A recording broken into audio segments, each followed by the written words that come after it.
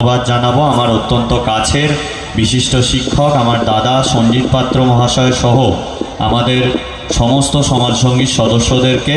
মঞ্চে উপস্থিত আছে আমারই সহকর্মী বিশিষ্ট পরিবেশ সংরক্ষণকারী ঝিন্দন প্রধান, উপস্থিত এই সংঘের সমস্ত সদস্যরা এবং আমার সামনে যে সমস্ত বয়স্ক বা বয়োজ্যেষ্ঠরা আছে তাদেরকে আমি আমার প্রণাম জানাই, ছোটদের অনেক ভালোবাসা জানাই। তো আপনারা দেখেছেন আমি এত সরস্বতী পুজো দেখেছি বা এত অনুষ্ঠান দেখেছি, গত বছরও সমাজসঙ্গীর অনুষ্ঠানে এসেছিলাম, তো তাদের মণ্ডপ সজ্জাতেও একটা সুন্দর ভাবনা ছিল। তার জন্য আমি সঞ্জিতদার দাদা আমাকে বলছিলেন যে মণ্ডপটা উনি বানিয়েছেন খুব সুন্দর করে এবং একটা খুব অসাধারণ বার্তা যে খাদ্য শৃঙ্খল। তো আমরা সবাই খুব পরিচিত খাদ্য শৃঙ্খল সম্বন্ধে, কিন্তু কেউ আমরা সেটা অ্যাপ্লাই করি না, কিন্তু এখানে সেটা লেখা আছে।